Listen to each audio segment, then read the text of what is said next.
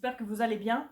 Vous savez que vous me manquez. Je suis contente de vous voir. Ou plutôt, c'est vous qui me voyez. J'espère aussi que vous êtes content de me voir. Mercredi, vous avez fait le cours sur les quadrilatères, le début du cours sur les quadrilatères, et vous avez revu des choses que vous saviez déjà. Vous avez bien retenu que les quadrilatères, c'était des polygones avec 4 côtés. Quadrilatères, 4 côtés. Et ce sont des choses que vous avez déjà vues en CM, mais que je voudrais reprendre avec vous et les voir avec un autre point de vue. Alors, vous savez que les quadrilatères, ça vous l'avez vu mercredi, ils ont certaines propriétés, mais on peut les distinguer entre quadrilatères quelconques, comme pour les triangles, ça veut dire qu'ils n'ont aucune propriété particulière, et puis vous avez des quadrilatères particuliers, que vous connaissez tous très bien. Je n'ai pas besoin de vous donner le nom, vous savez déjà que c'est un rectangle, un losange et un carré. On en restera là pour la 6e, à peu près. Ça, vous l'avez vu en CM, et vous avez déjà vu le rectangle, le losange et le carré en CM. Sauf qu'en 6e, on va rajouter différentes précisions. En particulier, vous allez apprendre aujourd'hui, dans le cours d'aujourd'hui, les propriétés et la définition du rectangle, du losange et du carré. Vous savez bien qu'en maths, il faut que les choses soient très précises. Donc vous allez savoir exactement quelle est la définition et quelles sont les propriétés de chacune de ces figures. C'est ce que vous allez faire aujourd'hui à l'aide de votre feuille de cours.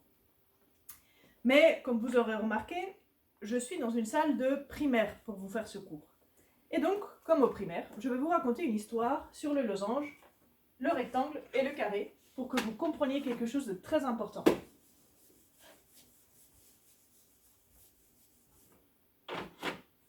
L'histoire est la suivante. C'est l'histoire d'un monsieur rectangle,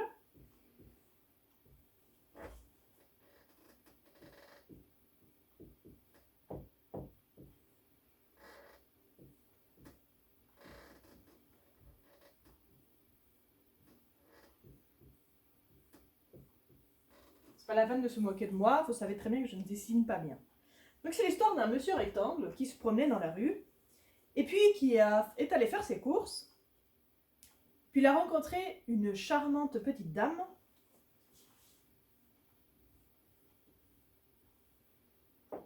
Madame Losange.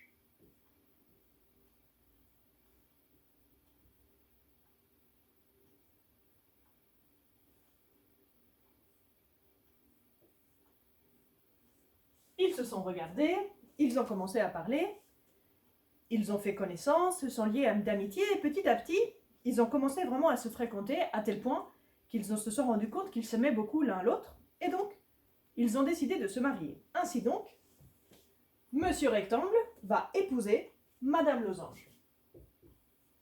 Et au bout de quelques mois ou quelques années, ils vont donner naissance à leur premier enfant unique d'ailleurs, celui-ci.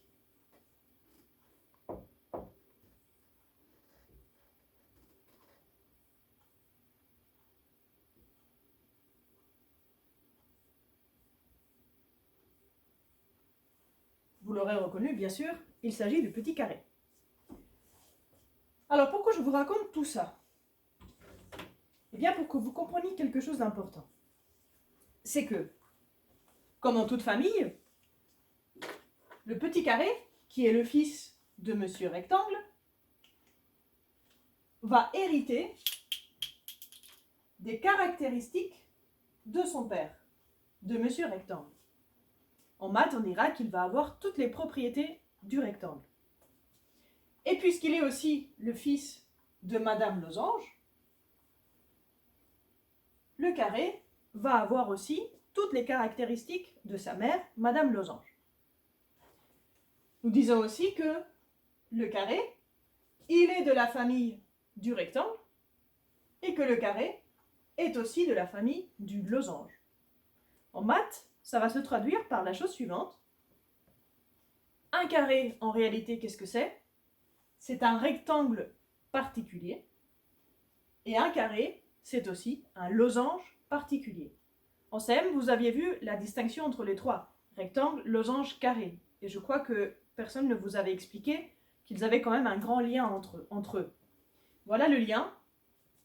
Le carré est un rectangle particulier. Le carré est aussi un losange particulier. Alors, au niveau des propriétés mathématiques, qu'est-ce que ça donne?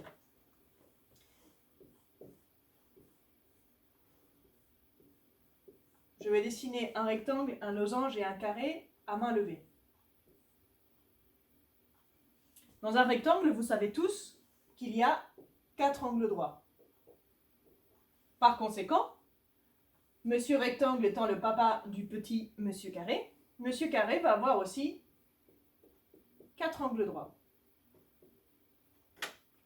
Au niveau des côtés, dans un losange, les côtés ont la même mesure, sont de même longueur. Donc, le fils de Madame Losange va aussi avoir 4 côtés de même longueur. Je passe maintenant aux diagonales. Dans un rectangle, les diagonales ont la même longueur et se coupent en leur milieu. Vous l'aurez compris, dans un carré, les diagonales ont la même longueur et se coupent en leur milieu. Et puis, côté losange, les diagonales sont perpendiculaires. Donc, dans le carré, les diagonales sont perpendiculaires. Vous le voyez bien, le carré a toutes les propriétés du rectangle, et le carré a toutes les propriétés du losange. C'est pour cela donc que nous disons qu'un carré est un rectangle particulier et qu'un carré est aussi un losange particulier. Attention, on ne peut pas dire le contraire. On ne pourra jamais dire qu'un rectangle est un carré particulier ou qu'un losange est un carré particulier. C'est le contraire. Rappelez-vous de mon histoire, le carré est le fils de Monsieur Rectangle et de Madame Losange. C'est fini, j'espère que vous avez bien compris ce que je viens de vous expliquer. Si ce n'est pas le cas, je vous invite à regarder à nouveau la vidéo, à bien apprendre la leçon de votre cours que je vous ai mis dans l'espace de travail. Et puis j'espère que vous allez passer de bonnes vacances et que d'ici la rentrée, vous saurez me raconter à la perfection l'histoire de Monsieur Rectangle, de Madame Losange et du Petit Carré. Bonnes vacances, au revoir.